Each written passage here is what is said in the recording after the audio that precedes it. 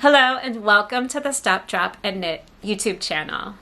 My name is Lisa and I am a knitter and natural dyer coming to you from Long Island, New York. It has been a while. It's been a while. I seem to always say that these days, but it's true. I tend to have video filming paralysis the longer it has been since I have recorded. And I have an overwhelming amount of things to share with all of you guys that I'm not ready to do it yet. It's been so long. I need to get back into the swing of things. So I thought for today's video, we would do something a little bit different. So today I'm going to try something I've not yet done before on this channel, and we're going to have a little bit of a knit and chat session. Help me get back into the swing of things. And yeah, so that's what we're going to do today. I am actually excited about it because I realized I need to talk to you all about something that I have never shared before on this channel. So we are going to share some new things. We are going to knit and we're going to sip on something delicious and we're going to chat. So go grab something to work on, go grab something to sip, and let's meet back here in just a minute.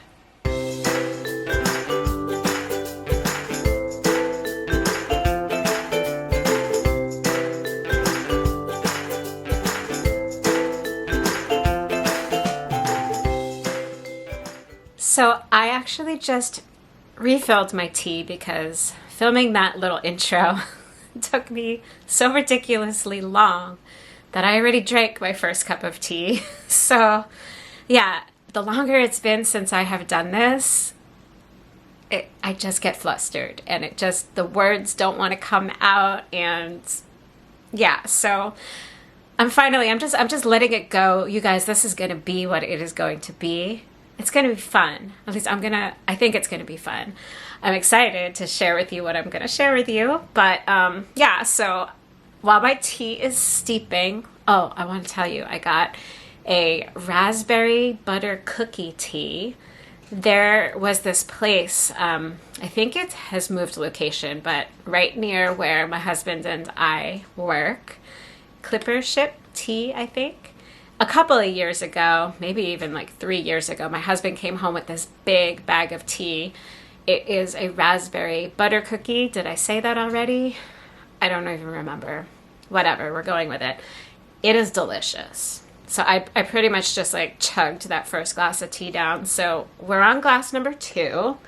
So that has to steep for a couple minutes. I've got my knitting project.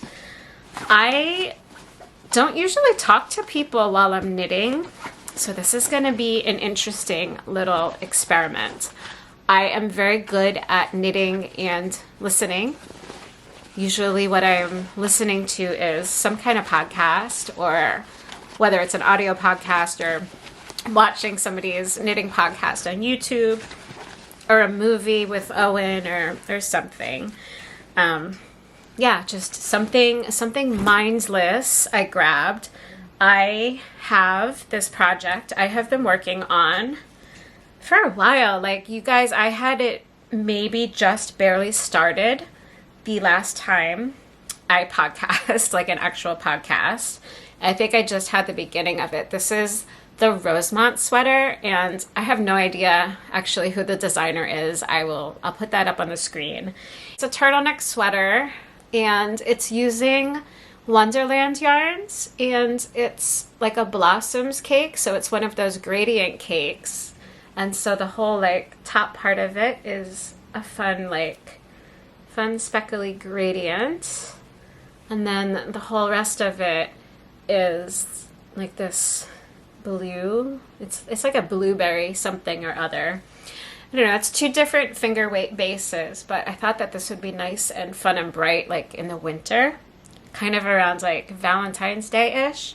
So yeah, it's at the point now where like I've done some of the increases and decreases. I don't remember. I think it decreased first for some waist shaping and then increased again. That makes more sense. Yeah. And so now I'm at the point where I'm just knitting in the round, stockinette stitch. Perfect project for this. I think I have a few inches to go. I haven't measured it yet, but basically I have a few inches to go. So this is what I'm going to be working on while we chat. Yeah, so let's see. I guess you guys all want to know about the topic of the video today. And yeah, I was thinking about this and realized that I have never shared my knitting journey here on this channel. I really don't think I have shared anything about it. I don't know if I even shared anything in episode 1. It has been a long time since I have watched that episode, obviously. But I know that I have never like specifically talked my way through like how I got started, when I got started, how long I've been knitting, all of those kinds of things. And I've been knitting for quite a while. So I just thought it would be a fun topic for the Knit and Chat. So before we dive into my knitting journey, I want to thank the sponsor of today's video, Hooks and Needles. Are you interested in learning how to knit or crochet, but have no clue how to get started? The Hooks and Needles subscription boxes have everything you need to get started on your knitting or crochet journey today. Each kit contains enough high-quality yarn to complete one or more projects, the correct size knitting needles or crochet hooks, an instruction book with 3 projects to choose from, ranging in difficulty from easy to advanced, plus any extras necessary to complete the selected patterns. Simply select which craft you would like to learn and everything will be mailed to your door in just a few days. You can save 20% on your first box when you sign up through my affiliate link and enter the code STOPDROPANDKNIT20 at checkout. Thank you, Hooks and Needles, for sponsoring today's video. I wish I had something like a knitting or crochet subscription box to get started when I was getting started on my journey.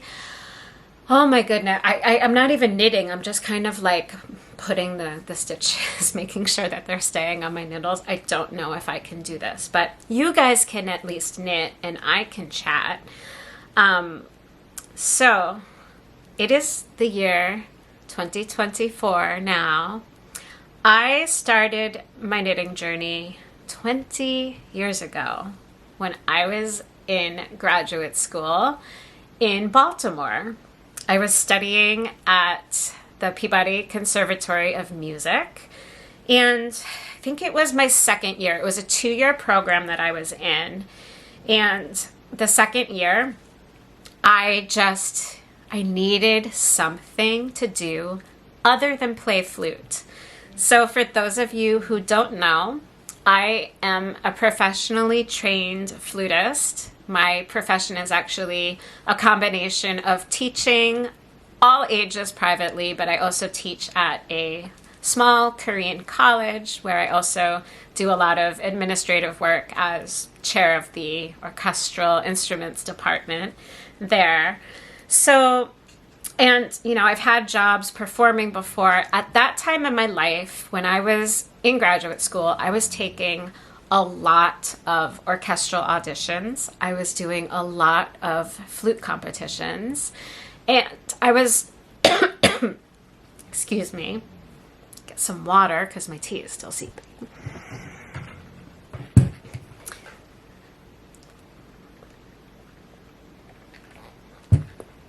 So I was constantly preparing for something fairly intense. Like if it wasn't a competition, there was hopefully going to be a job at the end of that process.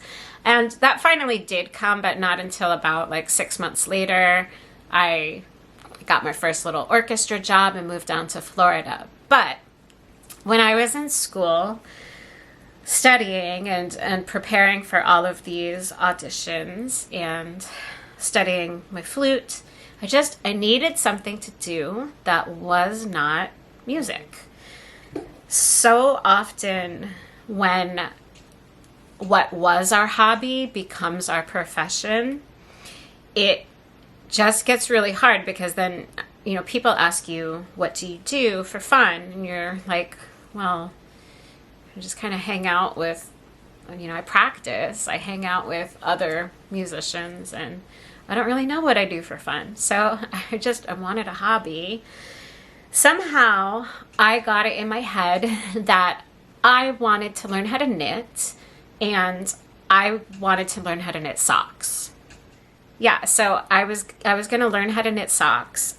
I was so lost. So this was in 2004, and I went to the local Joann's, and I just remember like looking at all the yarn, having no idea what on earth to pick and what needles, and I had no idea like what the different weights of yarn meant. I had no books or patterns or anything, so I was looking at Joann's, and they had like those little pamphlets that they do, and I think I found one that had a bunch of different sock patterns in it. And so I brought that home with a bunch of random skeins of like worsted weight yarn, something that, I mean, you can knit worsted weight socks, but usually you're knitting with like fingering weight, all the things that I didn't know then. Yeah, and so I remember not knowing where to start.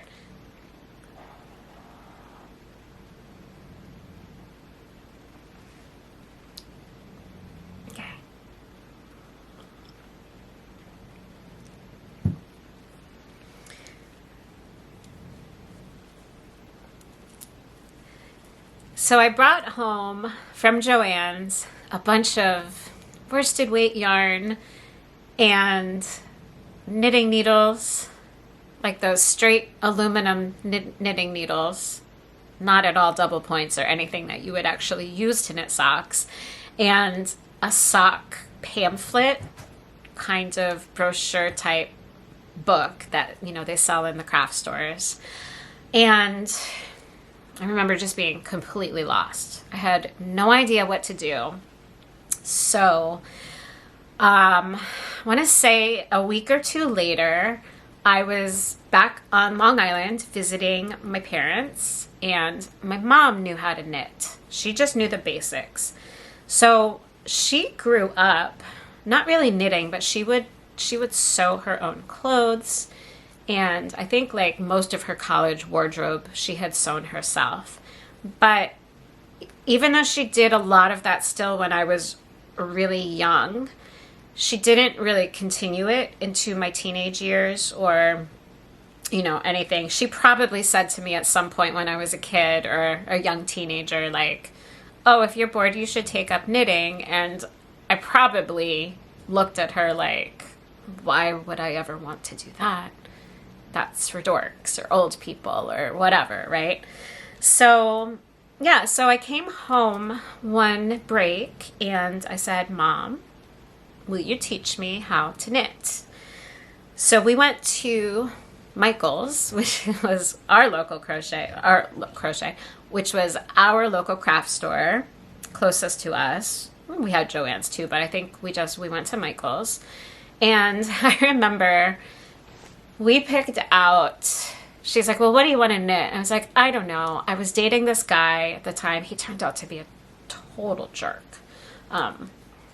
But, you know, sometimes you just date jerks and you stay with them for way longer than you should.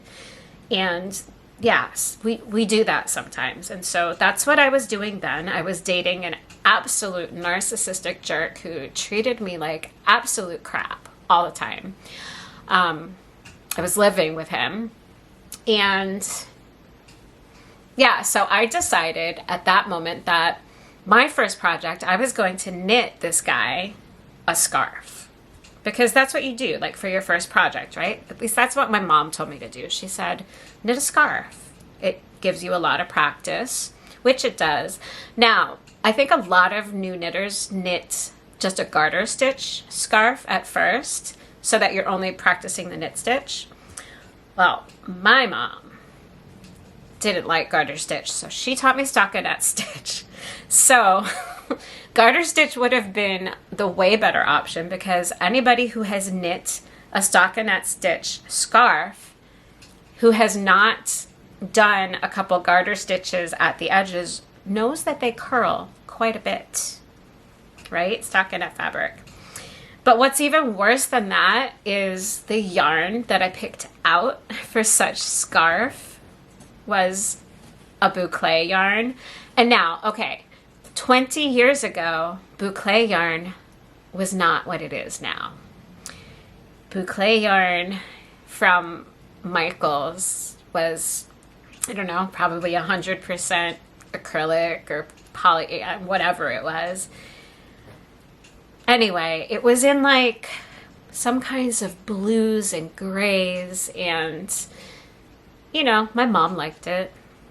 I was kind of indifferent. There wasn't anything I was more drawn to, so I was like, all right, this is soft, right? This is really soft. It'll make a nice scarf. It's not the easiest yarn to work with when you're starting out because you can't really see your stitches as clearly. But you know, that's what we did. That's what I did. I knit this scarf for this jerk of a boyfriend. I spent the whole week knitting this thing. I basically did nothing else that week, and I got so far along with it. I think I even might have finished it before I went back. I was really proud of it. It was my first project, and let's just say that ex-boyfriend did not appreciate a fluffy boucle scarf at all. He took one look at that thing and he was like, why would you knit me this? Why would you do that? So, you know, there are lessons to learn here. Don't knit for your boyfriend. I mean, I think that's a pretty clear lesson that, you know, most people learn early on. It wasn't the boyfriend curse. I mean, he was just awful. But I didn't know that at the time. It absolutely hurt my feelings. My mom was so mad at him because, well, she hated him to begin with. So that's another story. She hated this guy. And just the fact that I had spent my whole break knitting this project for him, and he was just so unappreciative of it. He didn't even like pretend to like it, or yeah, it was not a well-received gift. And that's the end of that story. So for some reason, like these days I am completely 100% selfish knitter. I knit for myself almost exclusively. At that time though, when I was starting out, aside from just like the idea that I wanted to knit socks, oh, and it wasn't just any socks that I wanted to knit. I had it in my head that I wanted to knit Argyle socks. I still want to knit Argyle socks. I still have not knit Argyle socks. Anyway, I digress. I wanted to knit just for other people back then. I didn't really know what to knit. So like my early projects after that scarf, I think I got some cotton. Like I went to my first actual yarn shop somewhere in Baltimore. No idea what the name of it was. Absolutely don't remember. What I do remember is that I asked for a cotton yarn because I wanted to knit my mom some dishcloths. And I picked out the most beautiful cotton from Manos del Uruguay. And it was like a baby pink and a mint green. And I knit my mom 3 dishcloths from this yarn. They came out great. At that time, I think it was just from like a clipping from a magazine, the pattern or something. My mom had some patterns because she would buy like crafting magazines at that time. And so I knit like a basket weave dishcloth and a striped dishcloth. And I don't remember what the other one was. Maybe it was garter stitch. I don't really remember. What I do know is that my mom has never used them as dishcloths because she was like, these are too special to use as dishcloths. So she was somewhat knitworthy. She still uses them, but what she does is she puts them on like the end tables under picture frames and other things as like a little thing to not scratch the furniture. So she still has them, and I would be able to show them to you, except that those dishcloths have since moved down to South Carolina along with my mom and dad. So I don't have them anymore. I don't have anything anymore from my early knitting days. After that, I remember I was working in a music store and kind of like doing a lot of the scheduling at the front desk on the days that I wasn't teaching. And so I remember having a scarf, again, another one of those stockinette curling edges scarves that I knit for my brother. I think it was like navy blue and gray, and it was in like wide stripes or something. And he wanted that. He asked for it.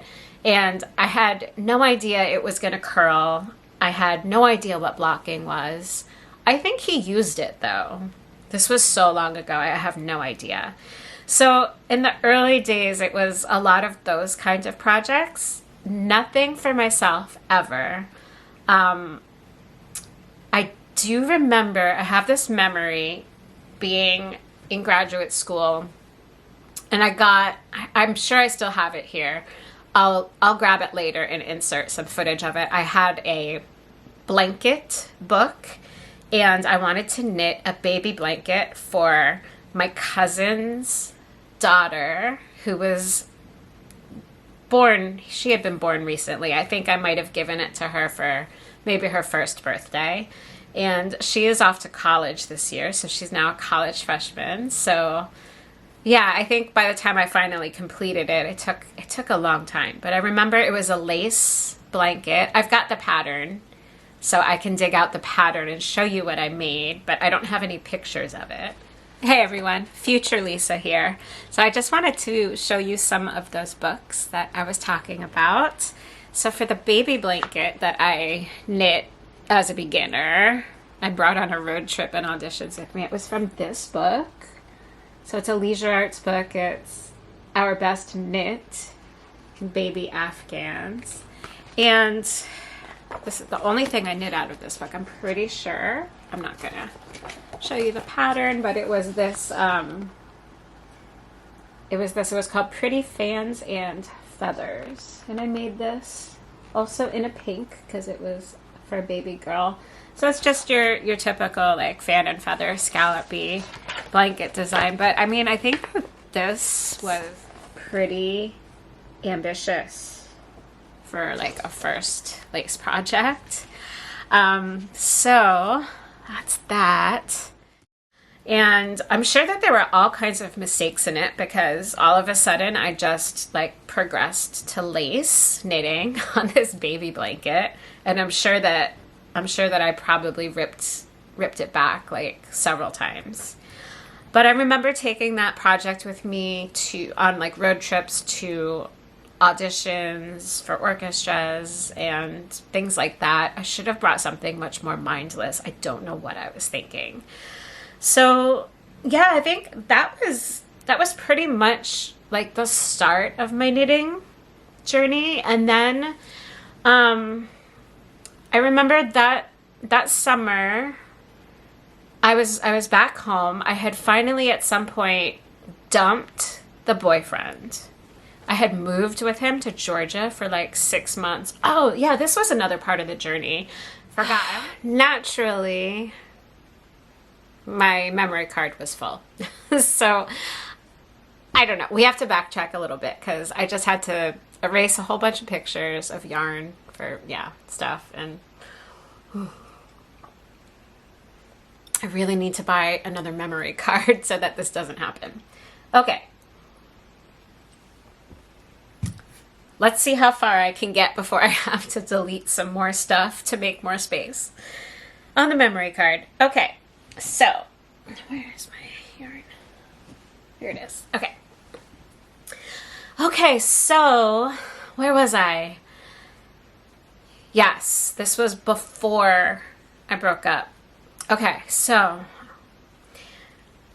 much against my mother's wishes, I moved down to Georgia, to Snellville, Georgia, with evil ex-boyfriend.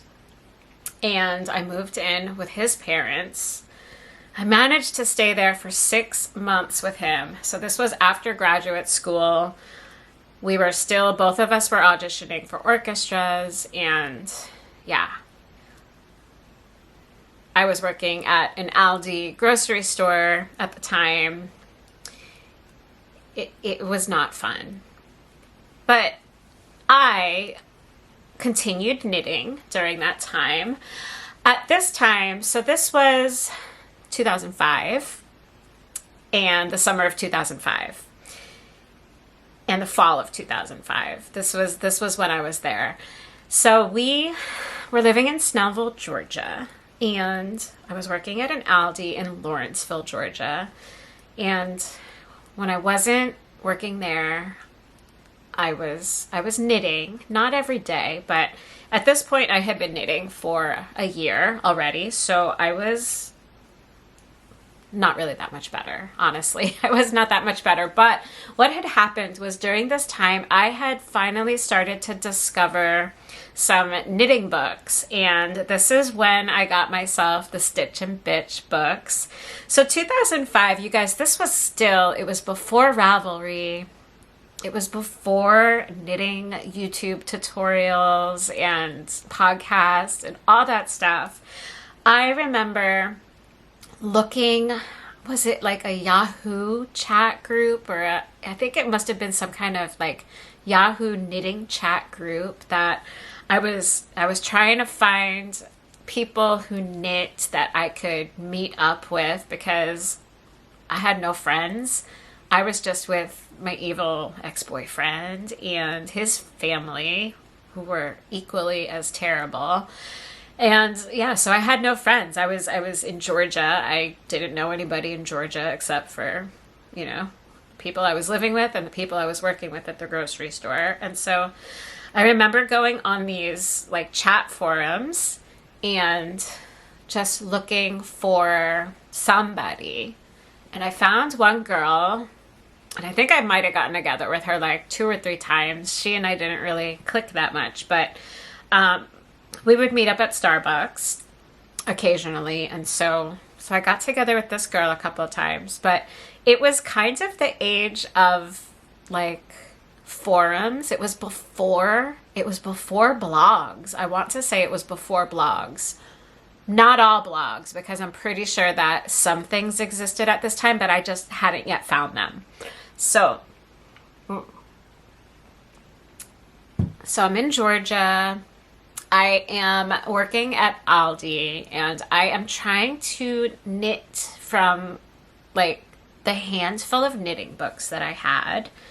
I probably had about 10 knitting books. Like I got a bunch. But it was also the time of Vogue Knitting magazine had started to release a magazine called Knit One. I'll insert some footage of it because I still have them. I don't think it lasted for very long, or I gave up on getting them after a while. But I remember very clearly going to Michael's or Joann's and purchasing, it was like a lot of like Lion Brand homespun and other Lion Brand yarns that they would use. This was a magazine that was geared toward like a younger crowd. So at this time, I would have been 26, 27, 26, something like that.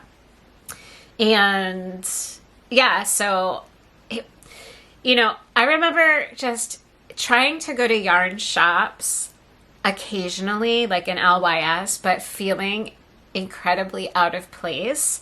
This was before knitting was really cool still for people my age, which, at the time, late 20s. And so I really had trouble finding any kind of community, and online stuff just wasn't you know, it wasn't really big at that time still. This was pre-Ravelry. I think, when did Ravelry start? Like 2008? Something like that? 2007, 2008? Something like that. So this was 2006. So we're almost there, but not quite. So I'm trying to knit, like, I'll insert some of the patterns. I remember they were like shrugs with like, it was basically like sleeves connected and out of like a really kind of bulky, fuzzy kind of yarn. And I had no clue how to seam garments. There was another sweater that I was trying to knit, and I would get the same exact colors as the patterns because it was like available at the local Michael's or Joann's or whatever. But, you know, these were pretty, like, you know, you would look at these patterns today and be like, oh my gosh, like who would ever wear that kind of thing? Yeah, so I still have those magazines, so I'm gonna dig those so out. Then, okay, the Stitch and Bitch books. You guys, this is bringing back memories. I'm so eager to flip through these again. So I had 3. I think there were only 3. So there were 2 knitting books. So this was the original. It says Knit Happens on the back, right? So these were Debbie Stoller. I think if you were knitting in the early 2000s, then you probably had these books. So this is Stitch and Bitch, the Knitter's Handbook, and oh my gosh, what did I knit from this book? So good, but so bad. I mean, these books are absolutely legendary. This was, the copyright is 2003. So these came out right around the time I started knitting. I started knitting, what did I say, 2004? So this was like the coolest looking knitting book in the bookstore, by far. Definitely not your granny's knitting, as I think it was, you know, pretty much branded like that. So yeah, it says, Take Back the Knit, Why Young Women Are Taking Up Knitting Once More. So it's so funny how dated everything looks from 20 years ago. 20 years since these books. All right, so the patterns are different, like, these are the basics, like your very first kind of project. They even have fun names, like Ribbed for Her Pleasure Scarf. Remember these eyelash yarns, you guys? Oh my goodness. Those were all the rage too. Those things were so cool. The, if you ever want to make a pussycat, there you go. Oh, I did knit something in this book. I forgot. Oh my gosh, this was way later. Also for an ex-boyfriend, and also not well received at all, but I thought that it was pretty cool. I'm trying to find it. Oh, I forgot about this. The Queen of Hearts and Wonder Woman bikini. I'm not going to be showing that off anytime soon. Maybe it wasn't in this book. I think I'm thinking of something else. I knit some wrist warmers with skulls on them. So they were kind of like wrist warmers, like those. But there were skulls, but there were also like beads, I think. I don't see them in there. All right, so then there was a sequel, Stitch and Bitch Nation. Wonder if it was in here. So this one came out probably a couple years later. Oh, just 1 year later, 2004. So that's the first set of patterns. These hats. There's actually a few patterns in here that you could totally knit today. Like there's this cute little Fair Isle pattern. You could totally knit that today. I think we need to have a Stitch and Bitch knit along, you guys. What do you think? I wanted to make this one. I think this is the one I wanted to make, this clover lace wrap. Never made it. There's a itsy bitsy teeny weeny purple polka dot tankini. This is more likely, but my belly would still stick out, so that's not happening either. But there's significantly more coverage than the other one. These are them. Oh my gosh, I found them, you guys. All right, this is what I made for the ex-boyfriend. This would have been closer to 2007, maybe, so not completely out of date. I totally made these beaded skull wristers. It didn't go over well. And just don't knit for your boyfriends. Just don't do it. So yeah, this was the whole like Stitch and Bitch era and trying to knit from like the magazines that were trying to gear towards the younger crowd, and I was failing miserably, but I was trying. And yeah, then I remember very clearly I broke up with the guy.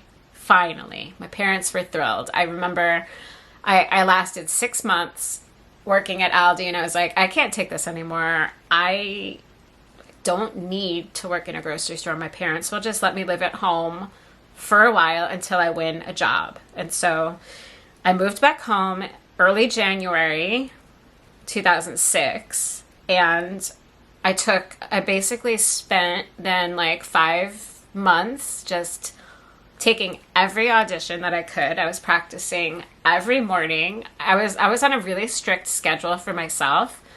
I would practice from like 9 a.m. until about noon. And if I had done those 3 hours of practice, then I would just spend the whole rest of my day knitting and not feeling guilty. I also had no friends because the friends I had grown up with from high school and stuff had all lived elsewhere. So I was just at home and just doing my own thing, just trying to win a job, which I finally did at like the end of May. So so for that like whole beginning, that was when I actually tried to knit a sock for the first time. So at this point, we are now like 2 years into my knitting journey, and I'm finally knitting socks. Actually, I hadn't yet broken up with the evil ex-boyfriend, but I broke up with living with him and his family in Georgia and working at a grocery store and moved back home. It was a couple of months later we broke up. It was like sometime in March. So we tried to do the long distance thing. I don't know why I bothered. He finally broke up with me, and it was one of those situations where I was just like really wanting this relationship that was so bad for me to work out.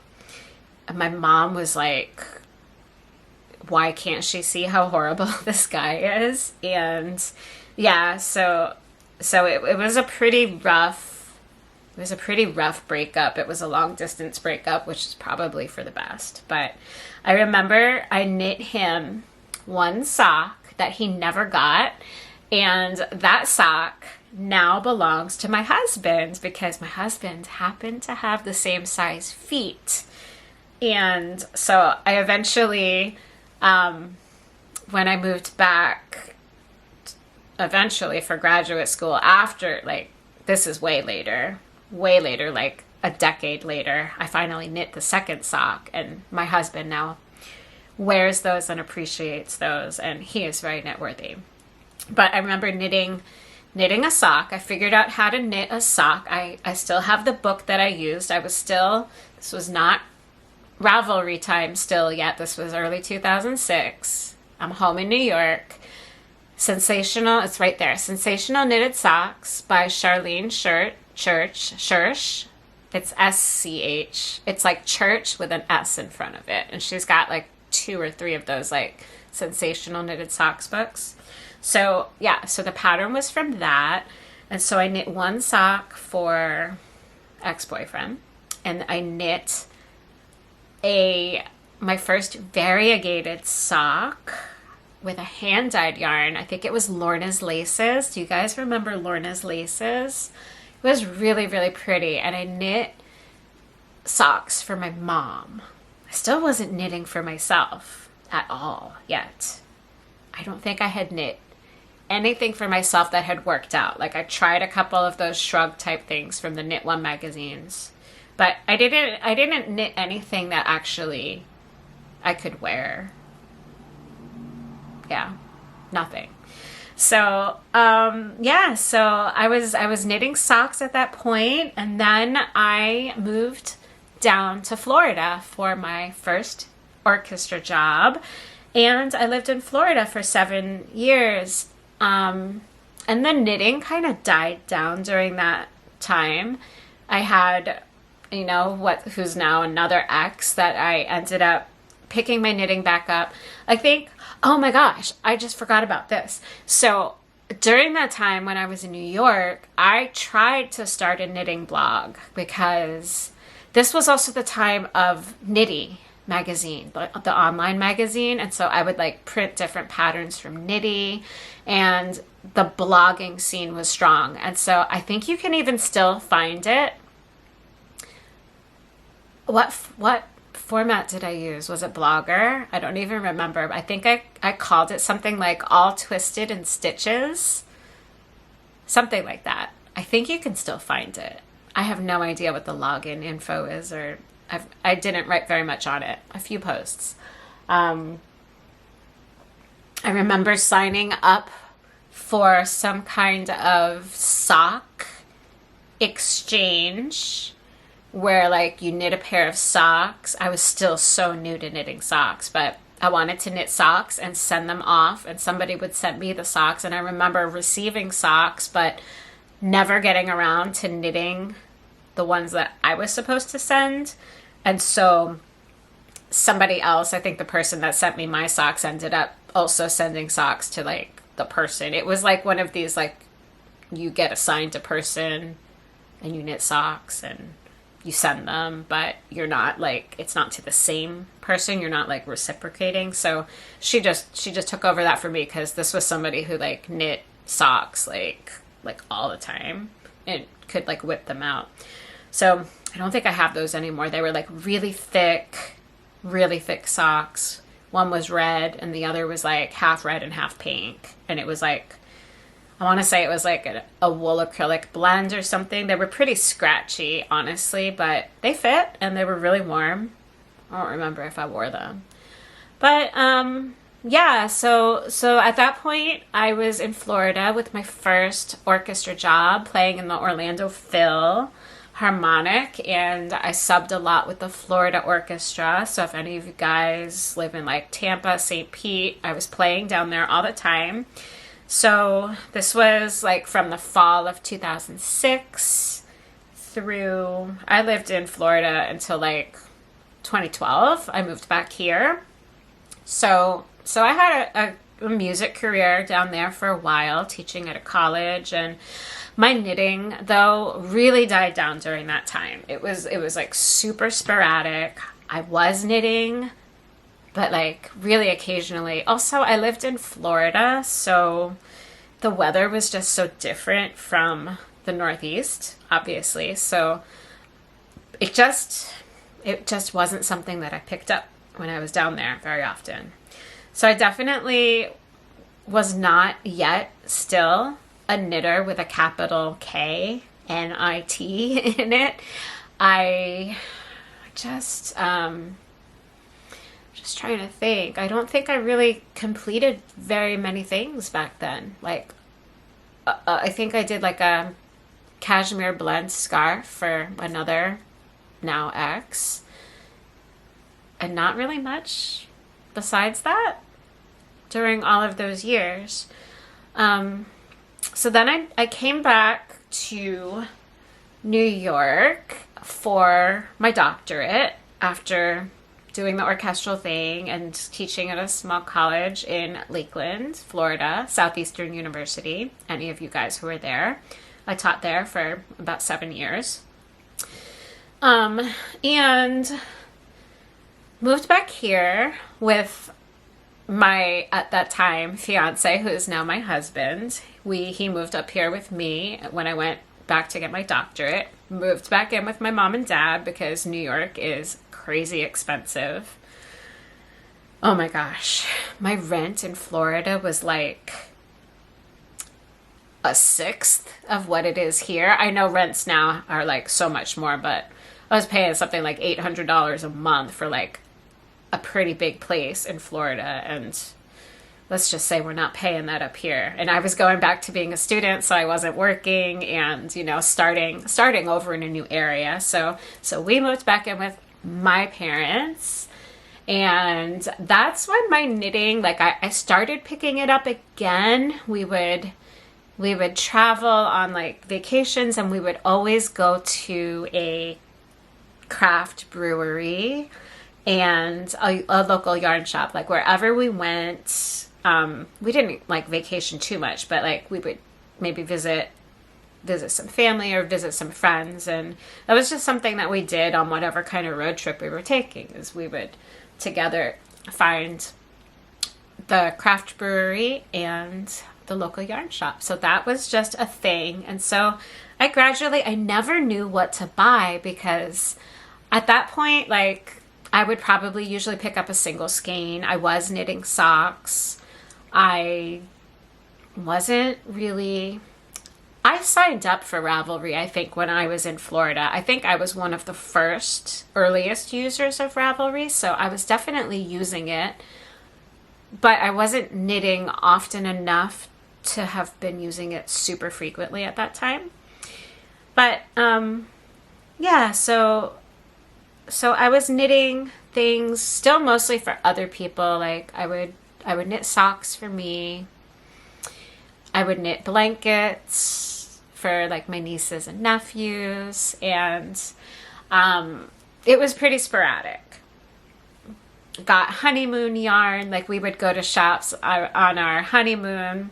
I was doing a lot of other crafts during that time, like scrapbooking and card making, and like with stamping, rubber stamping, and like that kind of thing. So I was really crafty, but not like fully committed in any one craft at that time. So we would go to like scrapbook stores. I don't know if they're even still a thing, but at that time, this is like 2012. We got married in 2013, so our honeymoon would have been the summer, like July 2013. And I remember like we honeymooned in Newport, Rhode Island, and we went to Mystic, Connecticut. We took the ferry over, and we would like go to look for yarn shops and scrapbook stores and breweries and wineries and like those kinds of things. So that's what we did. And somewhere before I had Owen, like a year and a half later, Owen was born in 2014, the end of 2014 in November, end of November. I had knit, I think the year before that. So maybe my first year back in New York, I knit my first sweater. And it was I have pictures of this. This is, I think, on my Ravelry. It was the owl sweater. I was really into owls at the time. And it was like, I forget who the designer was, but I have all that information. This is like when, because I was on Ravelry, I was actually like putting things on there sporadically. It had the owls with the button eyes, and it was like a single or double twist cable or something yoke. And I think I knit it in a Kramer yarn, which was like a worsted wool acrylic blend, I think. And it fit. That was like my first, I would actually wear it out in public sweater. It was a little small. And as we went to more breweries and I started putting on more weight. I mean, I used to be like so skinny, like a twig, like unhealthy skinny. I think when I met my husband, I was going through some stuff, and I was at one point down to like 84 pounds. So I had always been really tiny, like 99 pounds, could like barely top 100 soaking wet. All right. Sorry about that. We had to take another unexpected break to delete some more photos of more yarn. So I have a lot of pictures of yarn on my memory drive from my website. And yeah, so all right, so let's see how far I can get in my story this time. I'm not even sure where I left off. Okay, so I remember, let's see.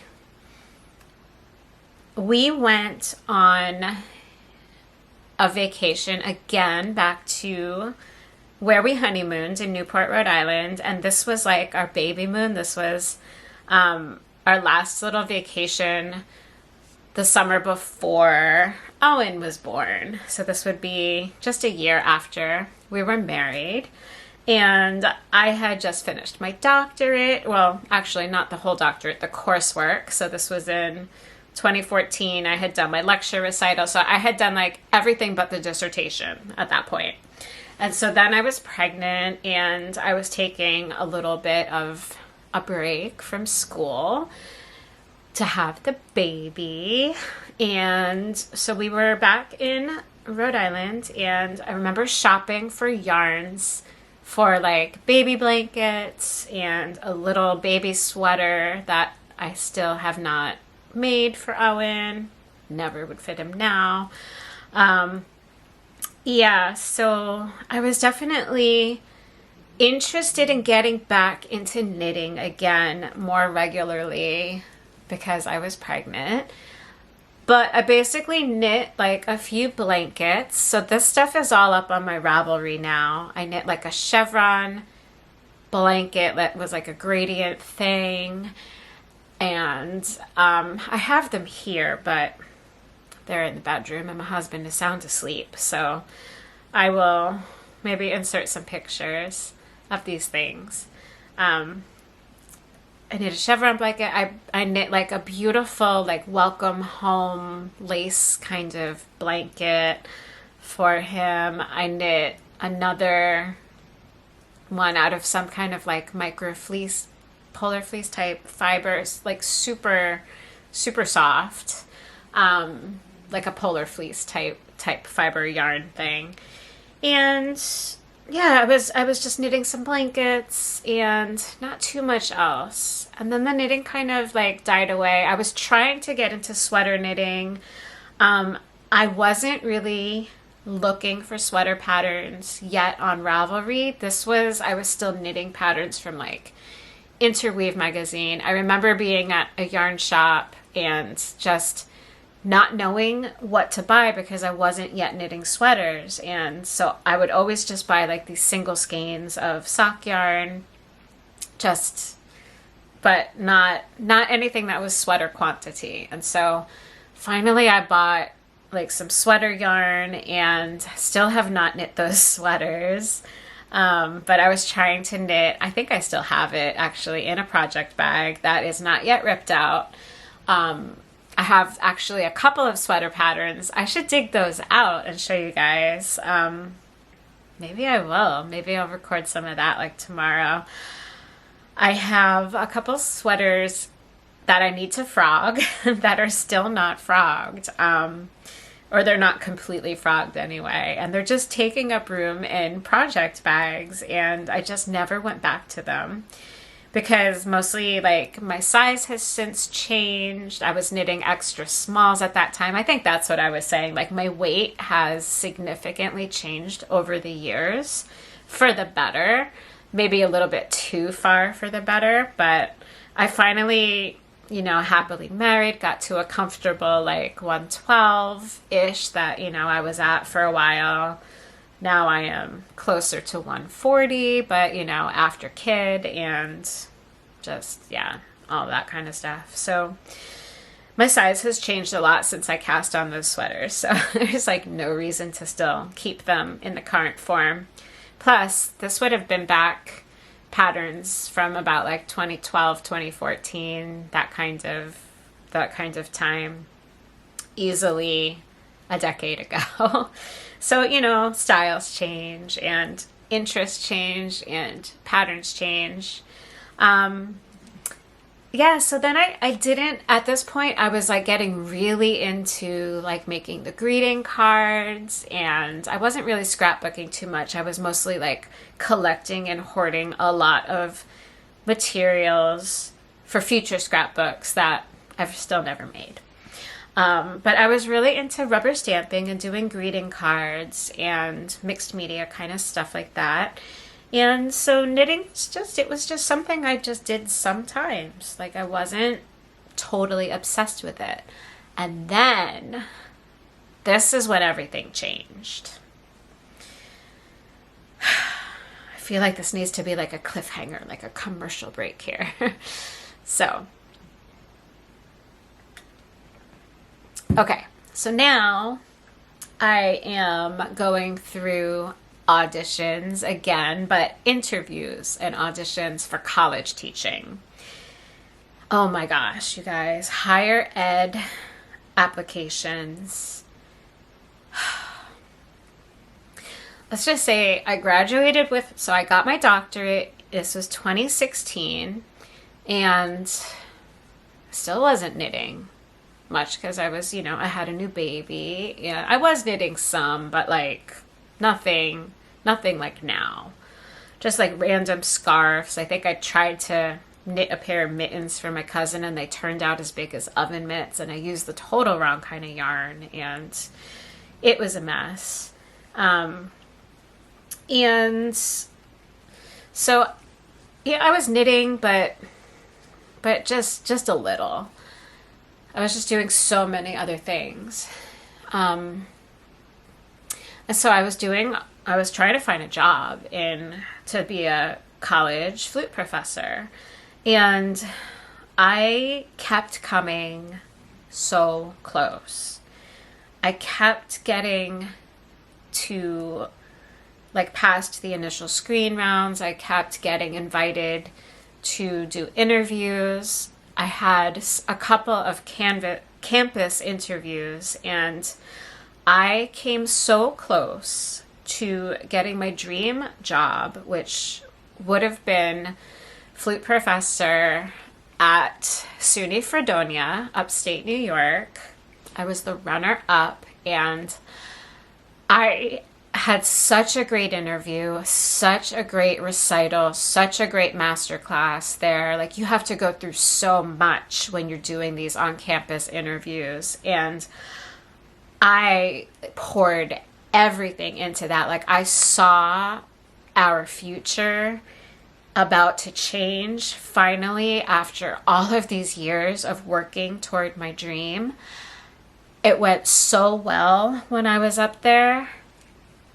And then you've got to wait, because for college, they space out over several different weeks, the candidates. So I was one of three.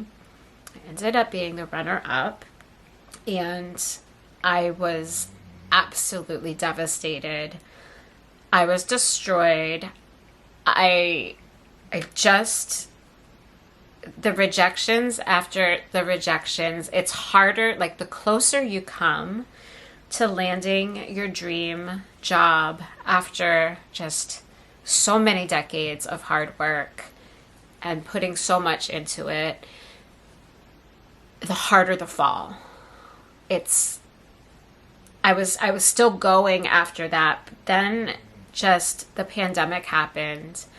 So basically what happened was, this was March and April 2018 that I had my huge disappointment, where I thought was going to be where we were going to move and where I would be, teaching for hopefully, a long time. Didn't pan out.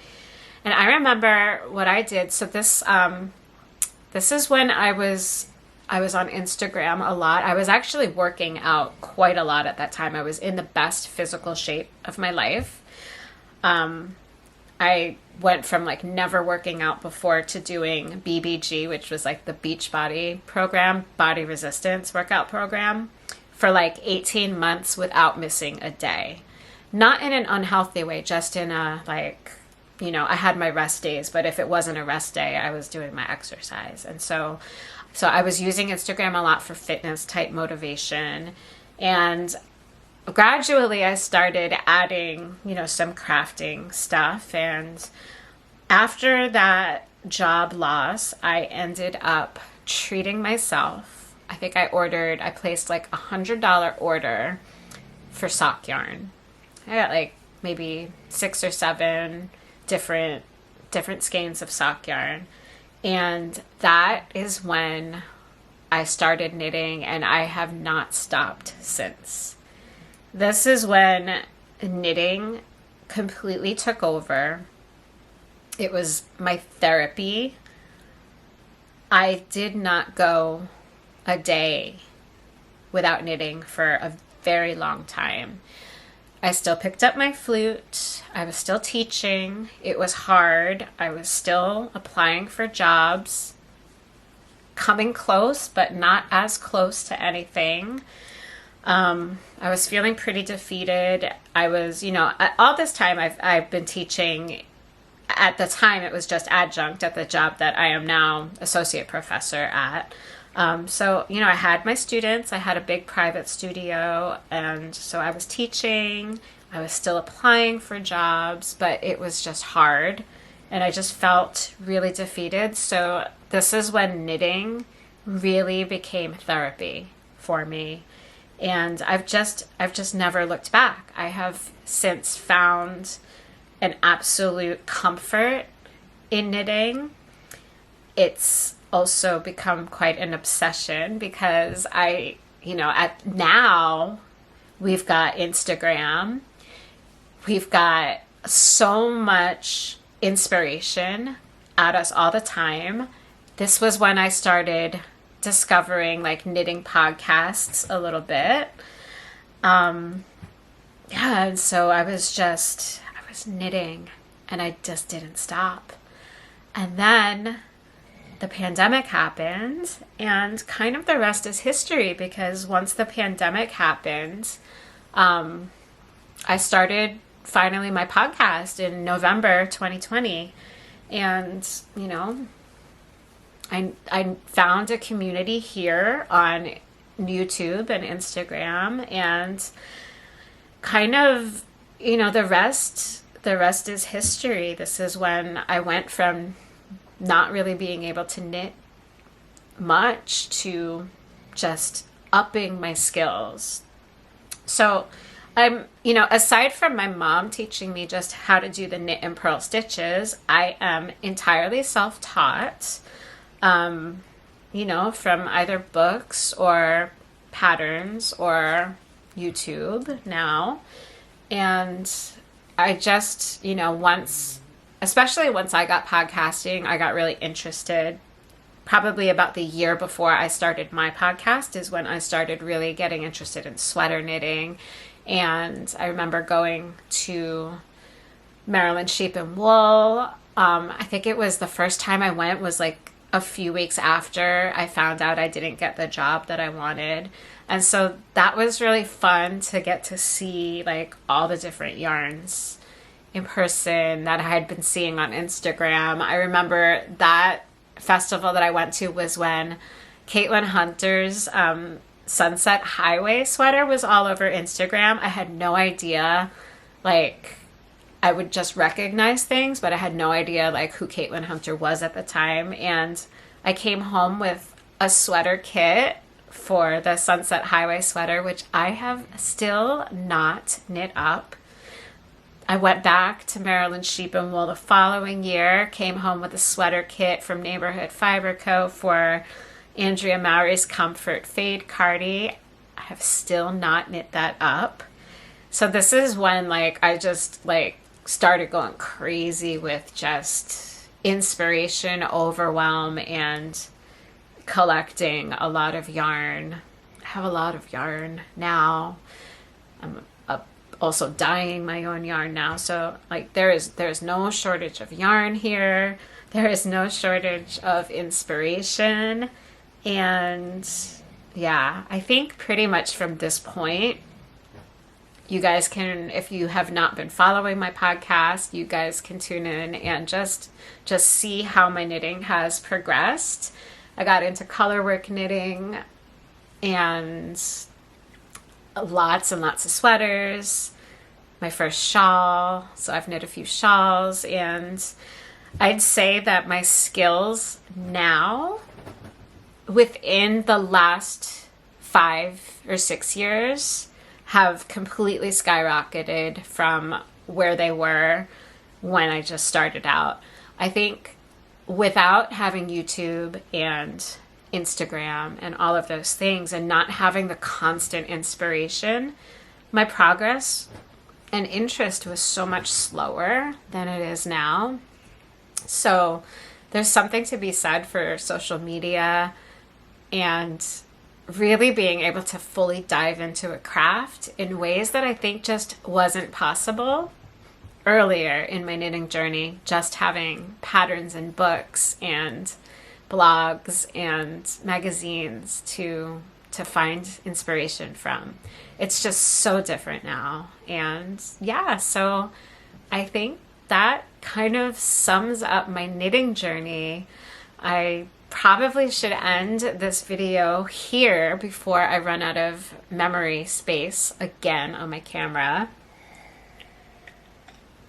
But now, as you guys will see in some upcoming videos, I have just gotten started on my crochet journey, partially in thanks to my son, who developed an interest in learning how to crochet, and also in a couple of sponsors, paid sponsorships that have reached out to me with crochet products. So now I'm starting my crochet journey, and it's really fun to be a beginner again.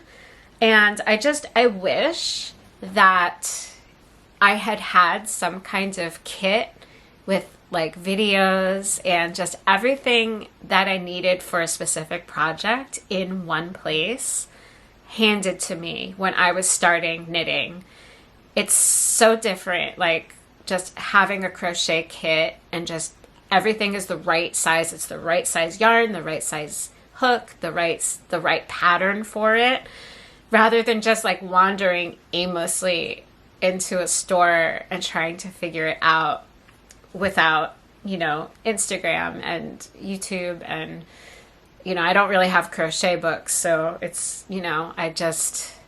I feel like if I were starting my knitting journey with all of this social media stuff, my progress would have been so much quicker, and probably my commitment to knitting would have happened maybe much earlier on. But who knows? I mean, I'm in a different part of my life now than I was when I was still in school and still getting all my degrees and going through my first music jobs and everything. So, I'm almost at the beginning of my round. So, yeah, stay tuned to my channel so that you guys can follow me as I really start diving into crochet. I can't imagine it's going to become what knitting has become for me, but I do enjoy learning a lot of different crafts and learning more about fiber crafts, and I love working with yarn. So it's just fun to still be developing my skills, and I'm going to continue doing that with knitting. And now my battery's flashing at me, so now I really am going to go. So now it's going to be the battery and the storage. So thank you guys for watching. Please leave me a comment and tell me briefly, more briefly than this, how you guys got started on your knitting or crochet journeys. And I look forward to hearing from everybody. Thank you for spending this time with me. I hope you enjoyed this first Knit and Chat. Just want to send a final thank you to Hooks and Needles for sponsoring today's video. Don't forget, you can sign up and get a 20% discount off your first box with the code STOPDROPANDKNIT20, and by shopping through my affiliate link, which is in the description box below this video. So thanks everyone for watching, and I will chat with you guys again soon. Let me know if you enjoyed this knit and chat style video and what else you would like me to chat about. Bye-bye. All right, guys. Knit one. These are epic. These are so good. I had 5 issues I don't know if there were more than 5. It didn't last very long. It was the first one. The second one was like a men's issue. This was the third one. Actually, I think this was one of the sweaters that I was trying to make. I got all the way to the button bands and then I couldn't figure out how to pick up the stitches, and I got the whole sweater completely stuck on my circular needles. That I remember, and I had to cut it off. Like I couldn't do it. And then this was the 4th issue, and then this was this, you guys. I mean, this is amazing. So amazing. So I'll edit this down. I'm gonna just flip through though. We'll do some highlights. So I'm pretty sure these were from like 2004. Fall 2004. There we go. I need to go back and knit some of this stuff. Okay, this was the first. So this was the first pattern. Nice oversized cowl neck, bulky yarn, cables. I'm sure that all of this you guys can find on Ravelry. But there's nothing like having the actual magazine. I need to go, this is what I'm going to do. I need to go find out if there were any that I'm missing, and I need to get them. Yeah, this has to happen. Like, this isn't that bad. Not that bad. Here's an interesting skirt. Look at that skirt. It's so funny. But this isn't bad. This is pretty straightforward. Oh, there's a vest in here. Guys, vests are in again right now, right? Look at all of those applique flowers. Clearly, they're everywhere in this magazine. Oh yeah, capers. Oh my gosh, look at these patterns, you guys. There's this one. That one. Are there pants in here? There's cropped pants in here. I had no idea. Look at these.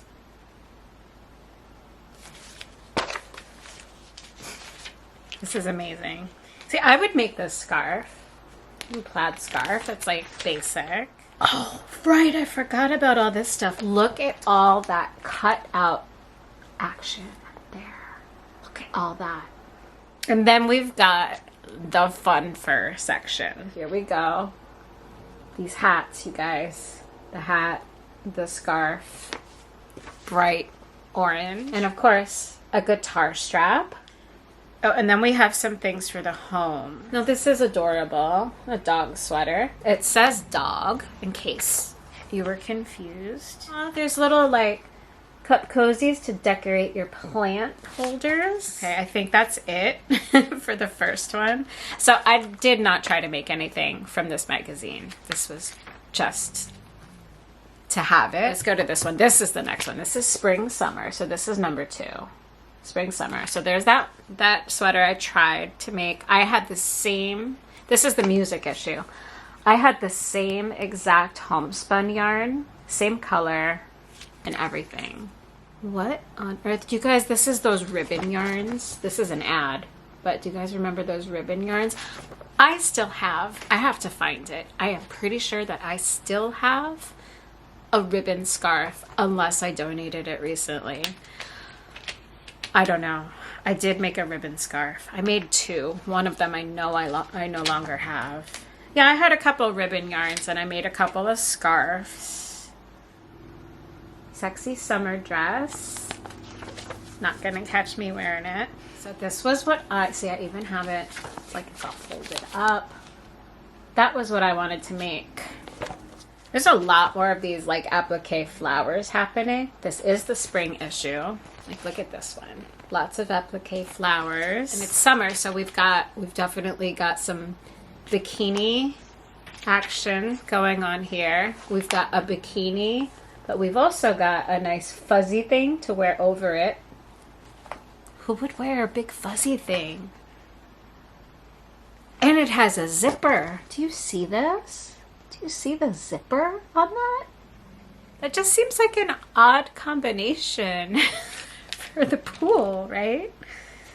Oh my goodness. You guys, these patterns are amazing. Oh, we've got another way to hold our iPod. This was the other thing that I tried to make. It was essentially just sleeves. I did make this. I don't think I ever put a button on it. Again, I used the same exact yarn, colors, and everything. Never wore it, but I made it. I knit sleeves, you guys. I knit sleeves. This was another one that was on my list. Where is this? This one. Never got around to making that one though. But this looks really cozy. I would totally make that. Nice big oversized cardigan. This one actually looks good too. It's upside down, so let's flip her. She's laying on the grass. That could be cute. Check that intarsia out. That's nuts. Fringe. Leg warmers with stirrups. Okay, these are epic. Urban Cowgirls is what this section is called. So there's that cute little vest there. Look at this. Look at that. Oh my gosh, this would be so cute. Look at this little short alls, little romper thing. All right, so that's that one. Now we're at the fall magazine. It says, we've devoted these pages to the men who knit and those who knit for them. So here we go. So we got lots of hats. We've always got the shirtless spread. Because what is sexier than a topless man knitting, right? We got some more hats and scarves here. We've got this like cardigan thing, zip jacket. We've got a plain sweater with some drop stitches. And then we've got like a stripy sweater. Well, we've got some girl patterns in here. Textured kind of knits in here. Cardigan thing happening.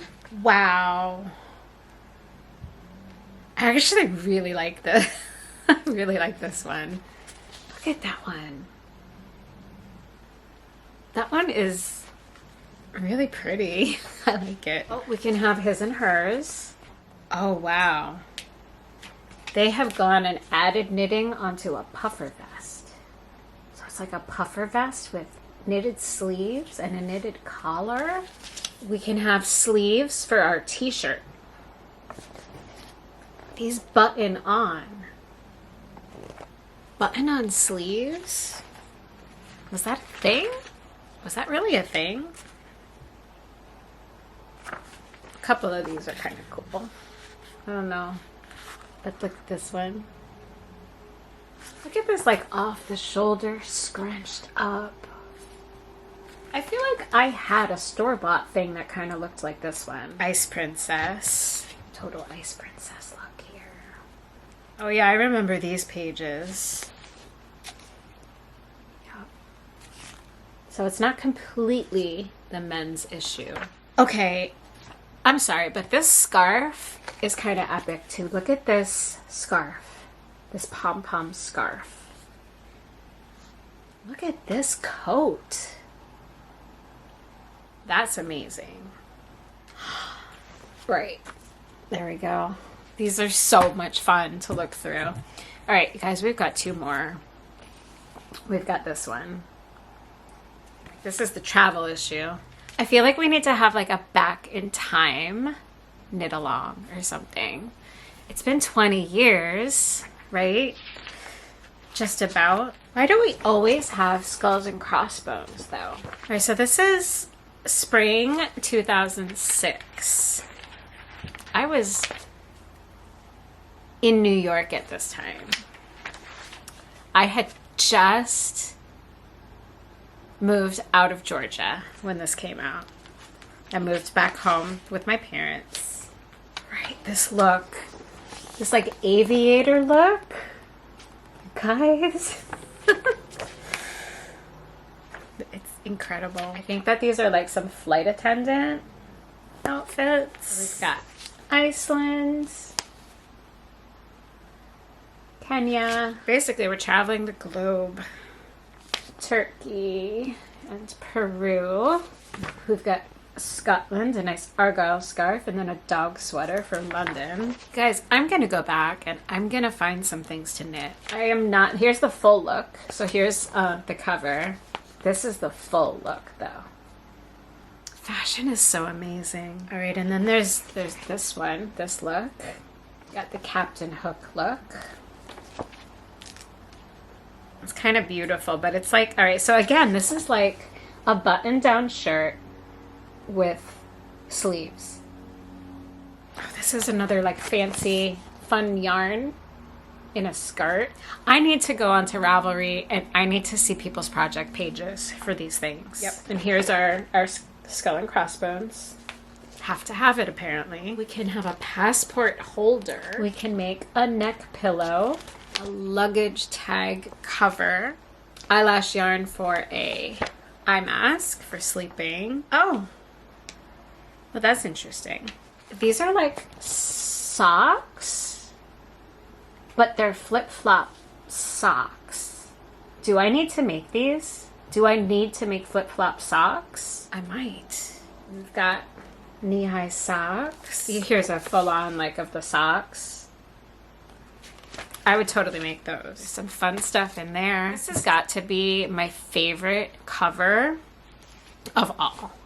So check this out. I mean, it's so good.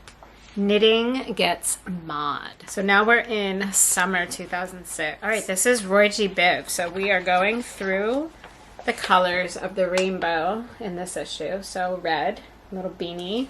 I don't really know what this is. I think it's just like a little decoration. And there's, all right, so this is not a dress, it's a top to pair with a skirt. I did want to make this one. I did think that this one was kind of cool. I do remember that. And then there's like this polo shirt. I could make a knit polo shirt. That would be kind of fun. Boxer shorts, guys. And there's knit one on the bum. Oh my goodness. We could knit a chandelier and a fruit bowl and like a picture frame cover. It's just next level. And then with like the fun fur stuff, there's like a shrug and then there's a crop top. I feel like people could still knit that one. Oh my gosh. I forgot. Do you guys remember these things? What was fashion thinking back then? Okay, here's another fun way to use ribbon yarn. Like this ribbon yarn top right here. That's kind of clever. It shows off the ribbon. Yeah, it shows off the ribbon with the columns of like, I think slip stitches maybe. This is still, though, a fun fur vest. And then of course we've got the tennis. I remember wearing these like V-neck tennis sweaters, right? You guys, that's it. That's everything. The memories. Oh my goodness. I'm so happy I still hung on to this. I don't know, there's so many things I want to knit. I definitely need to knit some of that stuff, I think. Who knows? Maybe we will. I am eager to go on Ravelry and see what patterns people have knit from all of those things. So I think it's been pretty fun adventure. Okay, thanks for watching this little bonus part of the video. Let me know what you think about doing some early 2000s knit-alongs or something.